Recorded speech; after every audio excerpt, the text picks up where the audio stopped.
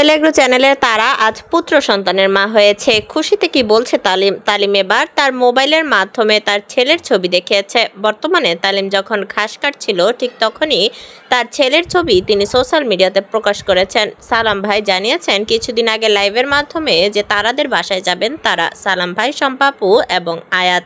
তবে শম্পা আপু জানিয়েছে যে তারাদের বাসায় তিনি যাবেন না, কারণ সালাম ভাই যখন ভিডিও তৈরি করছিলেন তখন শম্পা আপুকে জানিয়েছে যে তারা এবং তালিমদের বাসায় যাবে। তখন শম্পা আপু জানিয়েছে যে তারা এবং তালিমের বাসায় তারা কখনোই যাবে না, কারণ তারা এবং তালিমের বাসায় যখন প্রথম দিন তারা গিয়েছিল তখন তাদের ফ্যামিলিগতভাবে খুব বেশি একটা সম্মান করেনি তাদের, কারণ তখন তারা এবং তালিমের সাথেই ঝামেলা চলছিল তালিমের মা এবং তালিমের ভাইদের। তখনও তালিম এবং তারাকে পুরোপুরিভাবে মেনে নেয়নি তারা। তখন সালাম ভাই এবং শম্পা আপু গিয়েছিল।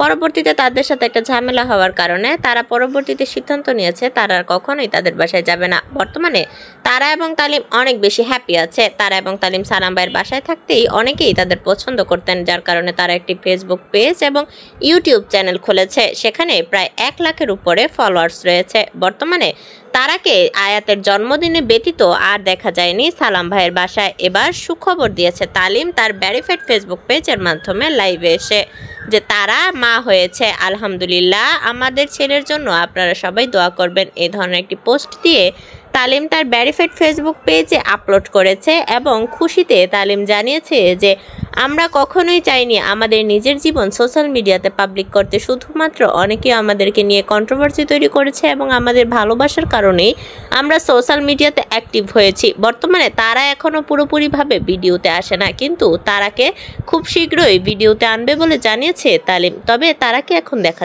না গেলেও তারার কথাবার্তা এবং ক্যামেরার অপোজিটে যে তারা থাকে এবং তারা কথা বলে সেগুলো ভিডিওতে আনছে তালিম বর্তমানে।